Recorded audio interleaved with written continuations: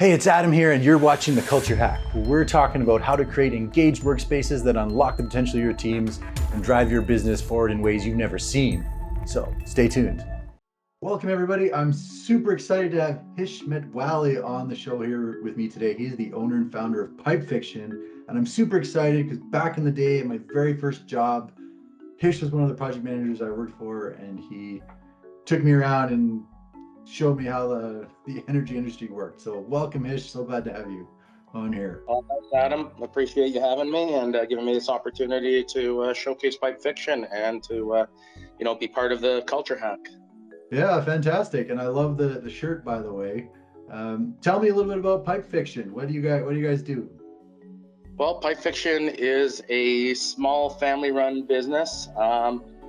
Basically, I started as an engineer for 18 years and did a bunch of production exploit facilities engineering in our oil and gas market, and did that for a while, and came onto some troubling times in 2015 and decided I wanted to go a new different direction. So looked at part of the market that wasn't really represented well.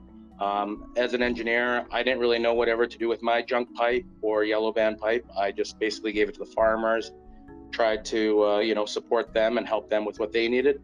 But I didn't really think there was an aftermarket for that until I kind of explored that. And there was quite the market where a lot of guys are, farmers are using red band pipe for welding, fence posts, cattle guards, all that, and all the way to reuse for oil and gas industry. So basically we're just trying to take old pipe and recycle it, whether it be for red band pipe for farmers and welders or yellow band to reuse downhole. So thought that was a good market niche to attack, and yeah, just thought it'd be a fun kind of way to start my kind of entrepreneurial visions and go that way.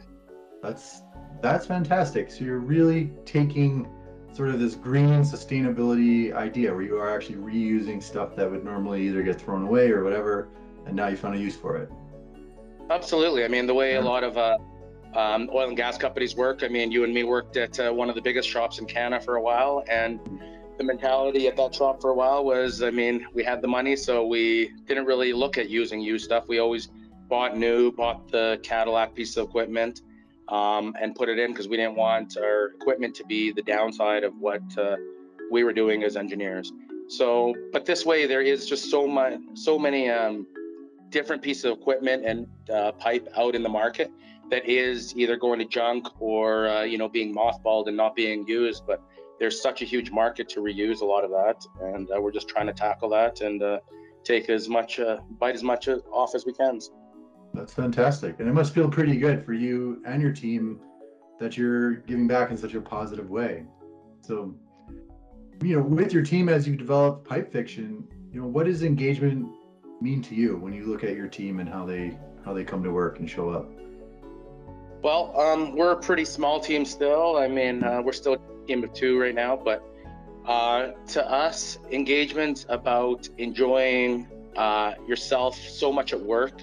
You choose to go above and beyond your daily tasks. It's our company, and like our company, we wanted them to enjoy their personal endeavors outside of work just as much as they do inside of work. It's all about work-life balance and enjoying your time. And yeah, I feel if you can enjoy your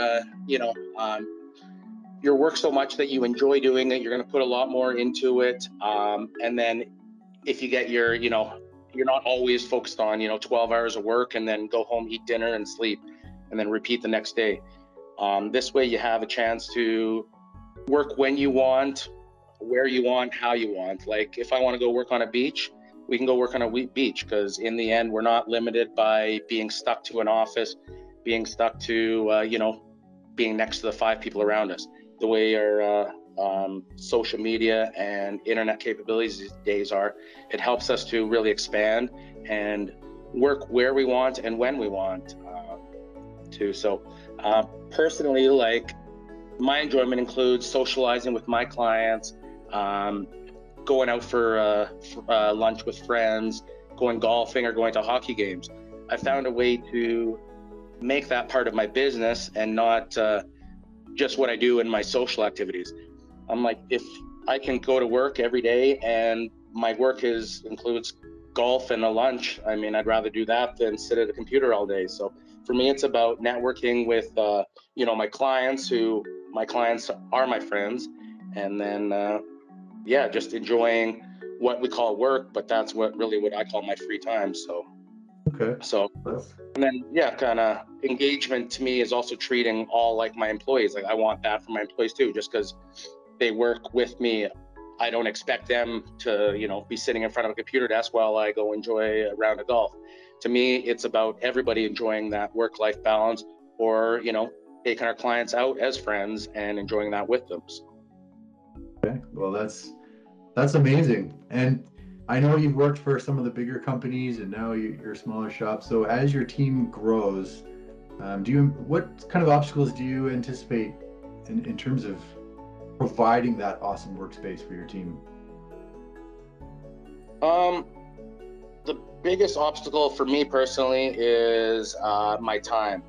I enjoy what I do so much that I have a hard time delegating a lot of those tasks and to other people. I feel like it's almost like, the fear of missing out. If I don't do that, somebody else gets to enjoy that. But I mean, that's part of what I created too, is to help to enjoy what we do. So, so for me, it's about learning to delegate more, spreading out the work I have to do, and spreading it out to other people. So I can enjoy a little bit more of my time by not being so overwhelmed with everything I'm doing. Gotcha. Okay. Yeah, and as far as to the team, got to work on a lot more of the communication skills. A lot of it with engagement is communication. Being that engineer, I always find that, a lot of things sound good in my mind, and a lot of times they don't leave my mind. So, it makes sense to me, but, trying to come out with that and be able to communicate that to the team members is a little more difficult, because in my mind it sounds pretty good, but sometimes I'm not really good at sharing those ideas with others. So. Gotcha. I love it. Well, it sounds like you've put a lot of thought into this. And what are the plans for Pipe Fiction the coming year? Are you looking to grow your team, or what's new and exciting coming up for Pipe Fiction? Ideally, that's the biggest obstacle for us is growth. Over the last couple of years, with the kind of downturn with COVID, we were blessed to have a major uptick in the market. There was a severe shortage of pipe and other equipment throughout, as I'm sure every industry did face, but it definitely hit the pipe industry hard. So we were fortunate to go through that downswing, but also be on the rise up.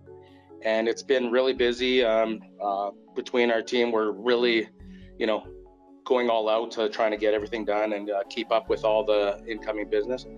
But in the end, that's our ideal, is to grow the team, add maybe another face to the team, somebody to help with a lot of the day-to-day work that is, becoming a stumbling block in helping to grow and kind of engage future clients and future friends. So. Okay. Well, that's amazing, and I look forward to seeing what you guys do in the coming months here. Well, thank you so much for being on the show, Hish, and sharing your ideas. And having me. Appreciate that. Hey, thanks for watching The Culture Hack. Do you want to chat culture and engagement? Give us a call and come on the show.